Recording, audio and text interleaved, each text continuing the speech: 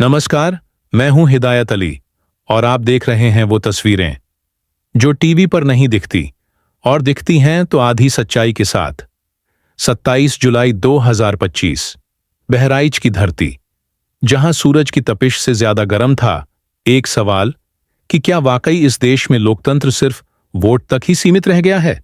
चंद्रशेखर आजाद, नगीना लोकसभा के सांसद और आजाद पार्टी काशीराम के राष्ट्रीय अध्यक्ष, आज उन्होंने बहराइच में भाईचारा बनाओ, अस्तित्व बचाओ सम्मेलन में ऐसा कुछ कहा जो शायद कई चैनलों को असहज कर दे।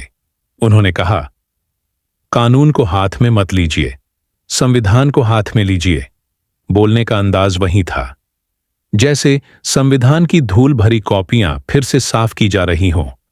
उन्होंने मंच से साफ साफ कहा, उत्तर प्रदेश में स्कूल बंद हो रहे हैं और मधुशालाएं खुल रही हैं। अब ये बात बहुतों को चुभेगी क्योंकि सच्चाई अक्सर असहज होती है। चंद्रशेखर आजाद ने आज महिलाओं को भी संबोधित किया। कहा, हम उनके हक और सम्मान की लड़ाई लड़ते रहेंगे। और जब सत्ता की बात आई तो उन्होंने 4 वादों की सौगंध खाई।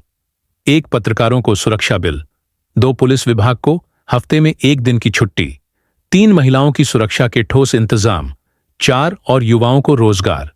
अब सवाल ये नहीं कि चंद्रशेखर सत्ता में आएंगे या नहीं, सवाल ये है कि क्या बहुजन समाज को उसका हक मिलेगा या नहीं। क्या इस देश की राजनीति अब भी जिंदा है या बस वादों की कब्रगाह बन चुकी है। आप सोचिएगा, हम तो बस वो दिखा रहे हैं जो आपको जानना चाहिए। बाकी टीआरपी वालों को पसंद नहीं आए तो कोई बात नहीं। इस पूरे सम्मेलन का वीडियो हमारे चैनल बी संदेश 24/7 पर प्रसारित किया जा रहा है। बने रहिए, जुड़े रहिए और सवाल पूछते रहिए, क्योंकि लोकतंत्र अभी पूरी तरह मरा नहीं है। और क्या कहां, आइए सुनते हैं उन्हीं की जुबानी।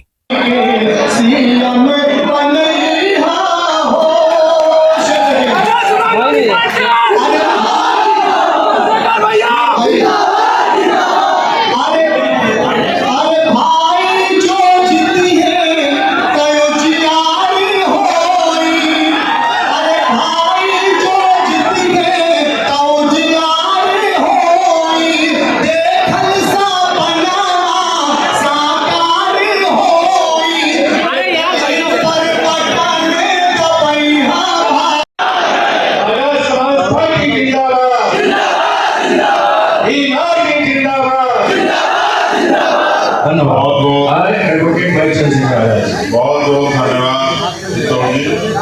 बैठ जाओ, आप भी बैठो, पीछे वाले जल्दी बैठो। आपको एक घटना बताता हूँ मीडिया के भाइयों। मैं बहराइच में 123 स्कूल बंद होने, 77 बंद हो चुके हैं, 46 अभी बंद होने।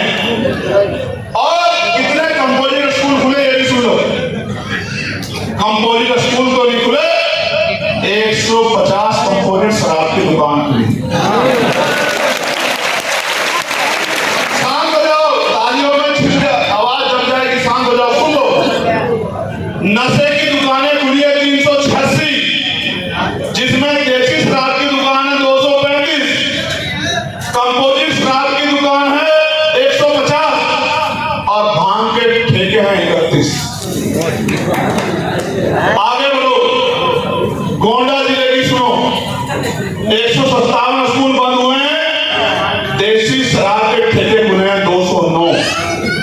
कंपोजिट स्कूल तो नहीं खुले गोंडा में, कंपोजिट शॉप जरूर खुली है शराब की 134, मॉडल शॉप खुली है 7 और भांग की दुकानें खुली है 41। टोटल खुले हैं 391। और बढ़ो, बलरामपुर वालों सुनो, 58 स्कूल तकरीबन बंद होने हैं। अब कितने कंपोजिट स्कूल खुले होंगे सुनो। देसी शराब के ठेके 146, कंपोजिट स्कूल तो नहीं, कंपोजिट शॉप खुली 55, मॉडल शॉप खुली 2, भांग के ठेके खुले 6 और टोटल 206 नशे की दुकानें खुली। आप समझो, नशा करोगे शराबी बनो, और स्कूल खुलेंगे तो डॉक्टर, इंजीनियर, IAS, IPS, वकील, जज, पत्रकार। अब सरकार बनाना क्या चाहती है, फैसला आप अपने आप का। क्या बनाना चाहती है सरकार? अगर हम होते तो स्कूल भी बंद नहीं होते, कंपोजिट स्कूल भी खुलते और बजट का 10% पैसा, 10% पैसा स्कूलों में लगता है, एजुकेशन पे लगता है। एक ही स्कूल में DM का बेटा भी पढ़ता और मजदूर का बेटा भी पढ़ता, SSP का बेटा भी पढ़ता और विधायक सांसद का बेटा भी पढ़ता। एक ही टेबल पे, एक ही सिलेबस में। मैंने वाईफाई पार्लियामेंट में प्राइवेट स्कूलों ने हद कर दिए। कह देते हैं उसके यहाँ से लाना वो किताब, उसके यहाँ से लाना जूते, उसके यहाँ लाना टाई, उसके यहाँ से लाना कपड़े। हर साल किताबों की कीमत बढ़ा दे, स्कूल की फीस बढ़ा देते हैं। इनकम बढ़ रही है कैसे? उनको पता है कि अमीर को पढ़ा रहे, गरीब नहीं पढ़ा पाएंगे। गरीबों के स्कूल भी सरकार बंद कर रही है, वो गरीब को गुलाम बना देना चाहती है। इसलिए मैं आपको कह रहा हूं कि हमें समझदार बनना पड़ेगा।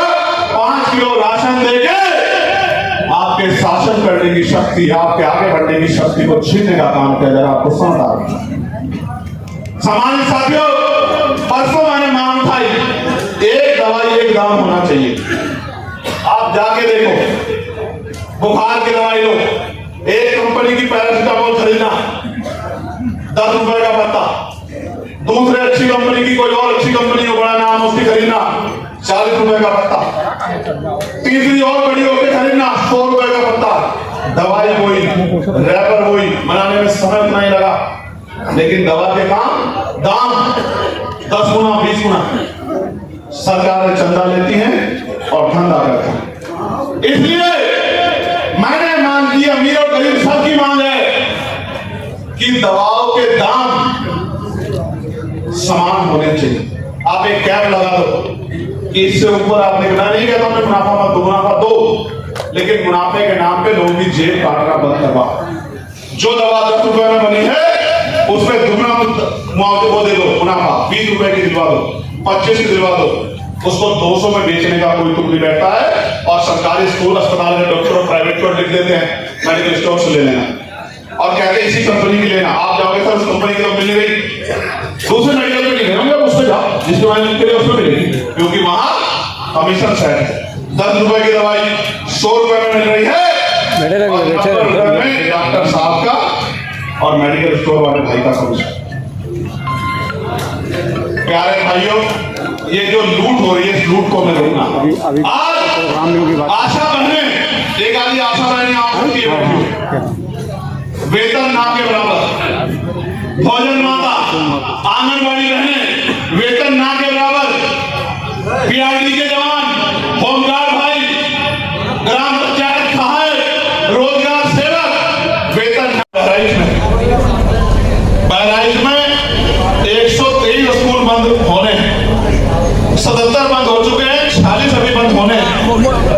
और कितने कंपोजिट स्कूल खुले ये भी सुन लो। कंपोजिट स्कूल तो नहीं खुले, 150 कंपोजिट शराब की दुकान खुली। शांत हो जाओ, तालियों में आवाज दब जाएगी, शांत हो जाओ, सुन लो। नशे की दुकानें खुली है 386, जिसमें देसी शराब की दुकान है 235, कंपोजिट शराब की दुकान है 150 और भांग के ठेके हैं 31। बिल्कुल बंद हो रही है। आगे बढ़ो, गोंडा जिले की सुनो।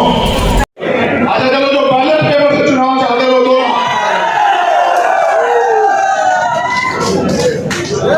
मीडिया के भाइयों को कहूंगा, ये जरूर दिखाना कि बैलेट वाले कितने हैं।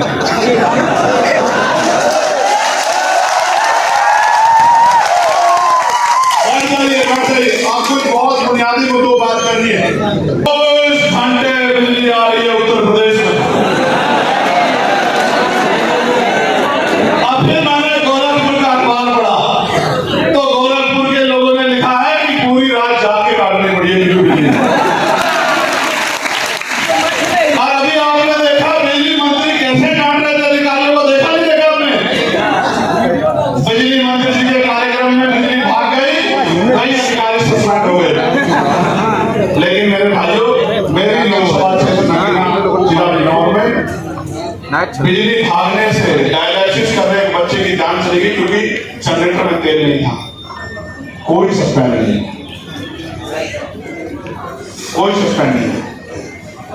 और कल ही मैंने अखबार पढ़ा, बलिया में भी शायद ऐसी घटना हुई है कि डायलिसिस चल रहा था सरकारी अस्पताल में और लाइट भाग गई, जनरेटर में तेल नहीं था, एक व्यक्ति की जान चली गई। और डॉक्टर ने क्या जवाब दिया कि हमें जनरेटर के तेल का पैसा नहीं। मंत्री जी के कार्यक्रम में लाइट भागी तो सस्पेंशन, और आपकी मेरी जान जाने से लाइट भागी, कोई फर्क नहीं पड़ता, कोई फर्क नहीं पड़ता। हम आह भी भर लेते हैं तो हो जाते हैं बदनाम, और वो कत्ल भी करते हैं तो चर्चा। नसीम साहब, उस बच्चा वो 24 साल का था, लोगों के लिए एक व्यक्ति गया, लेकिन उस परिवार के लिए पूरी दुनिया गई। उसकी मां से पूछना जिसने उसको 9 महीने पेट में रखा,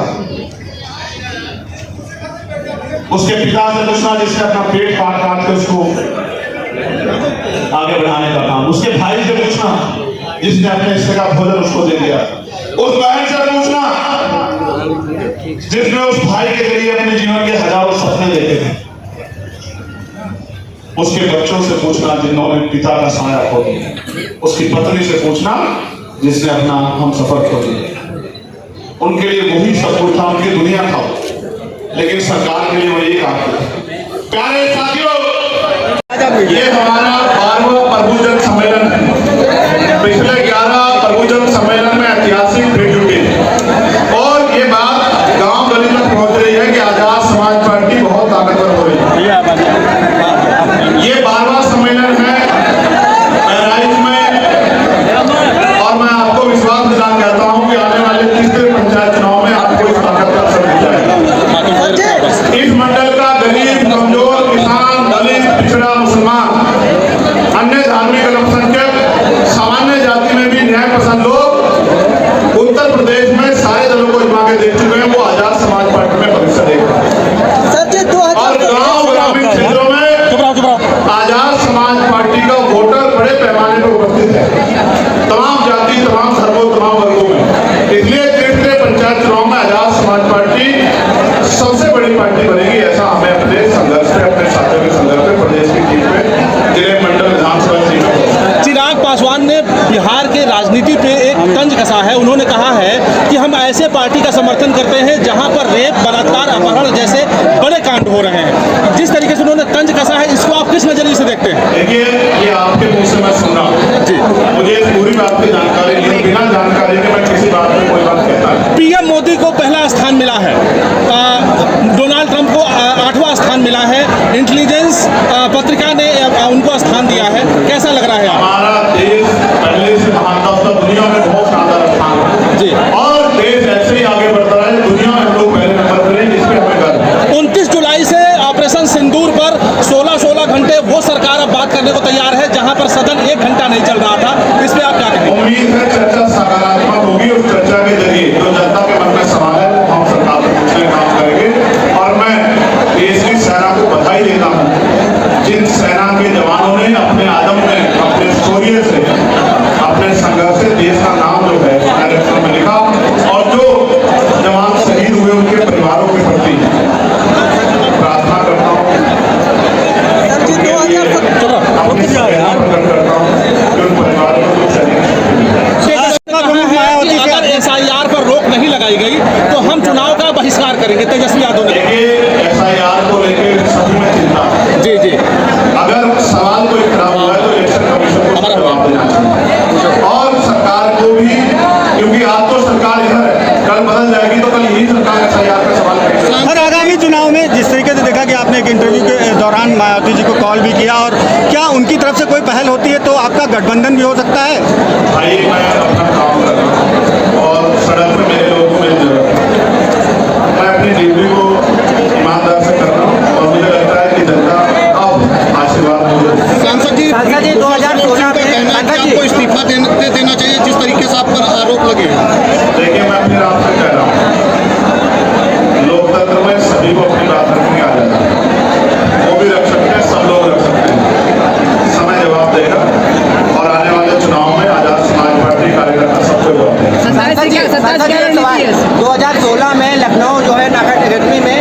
कार्यक्रम में गए थे, वहाँ पर बहुजन समाज के लोगों ने आपका विरोध किया था, आपने बयान भी दिया था, इसको आप किस नजरिए से देखती हैं? नहीं, मैं समझता हूँ तो आप पत्रकारिता नहीं करते हैं। राहत मिली है परसों, उस पर क्या कहना चाहेंगे? मैं फिर कह रहा हूँ, मेरा न्यायपालिका पे